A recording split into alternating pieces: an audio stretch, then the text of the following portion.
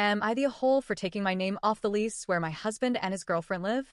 Okay, buckle up, this one's a ride. I, 53F, have been married to my husband, 48M. Let's call him Richard, or as I now refer to him, Richard Noggin, for almost 17 years. Our marriage has never been perfect, especially not in the last 4 years. I had my suspicions that he was cheating, but I could never quite catch him. That is, until I ended up in the ER a couple of years ago with a very unpleasant, not-so-fresh feeling. You know the kind I'm talking about.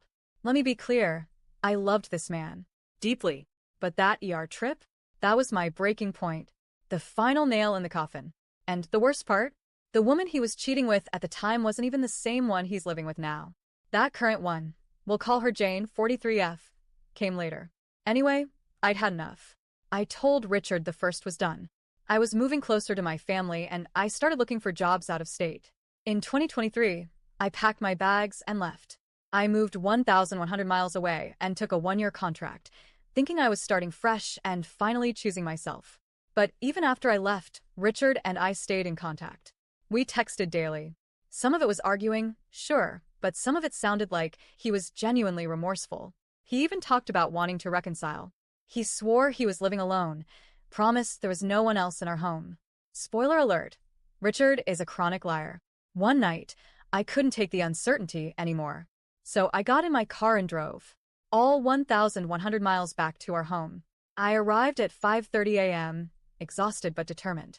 And wouldn't you know it, Richard was already up, standing on the porch in his robe. Suspicious, right? Yeah, I thought so too. He clearly wasn't expecting me. I pushed past him and went inside. And there she was. Jane. Standing in my kitchen, cooking in my robe like she belonged there. I introduced myself with a smile that could cut glass. Hi, I'm Dick's wife. How are you? Needless to say, it wasn't a warm reunion. I had to leave and find a hotel, then an Airbnb, because apparently Jane had been living in our house for weeks. She moved in 3 weeks after I left. Let that sink in. Over the next couple of years, it was chaos. She was there, then she wasn't. Then she was back again. Rinse, repeat. Suddenly they're in love. Sure. January whatever. Now, here's where the lease comes in. My name was still on the lease for the house we had shared for over a decade. On paper, and even off paper, Richard didn't qualify on his own. He runs a cash-only mechanic business out of the garage, and I can't produce income verification or bank statements. So, me being the decent human I am, left my name on the lease, even after everything, so he wouldn't get kicked out. I know I shouldn't have. I know I didn't owe him that kindness. But I'm just not the kind of person who wants to see someone become homeless, even if they've screwed me over. Well, about 9 months ago, I moved back to the area for a new job. I thought I might finally find some peace. But instead, Richard tried to play both sides. He told me he still wanted me, told Jane the same thing, and continued lying to both of us. He wanted to keep us both hanging on like some twisted emotional buffet. Then I got a new job offer, $24,000 more a year, and centrally located between all 3 sites I'd be working at.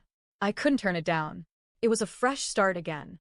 As luck would have it, the same landlord who leased us our first home had a bigger, nicer property in the perfect location.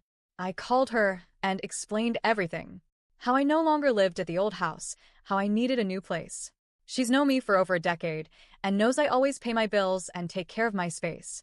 And that's how I ended up standing in my new home, typing this to all you Reddit potatoes. Now here comes the drama. Mr. Noggin, is furious. He says I did this on purpose to make him homeless. He's telling anyone who'll listen that I'm cruel, spiteful, heartless. But the truth? I just finally had the courage to take my name off that lease. I filed for divorce. I stopped being his safety net. I stopped being the financial cushion for a man who wanted the benefits of a wife without actually having a wife. He's now scrambling to apply for the house he's lived in for 10 years. And guess what? He can't qualify. No stubs, no banking info, no paper trail. Because he's been living off cash and lies. Now he's spinning this story like I kicked him and his precious Jane out on the streets. But really, all I did was stand up for myself after years of being walked on, cheated on, and used. I gave him way more grace than he deserved. I've spent the last year untangling myself from a trauma bond so thick it could choke a bear. So, am I the a-hole for finally taking my name off the lease and leaving him to fend for himself with his girlfriend? Because I don't think I am. But he sure wants the world to think I'm the villain.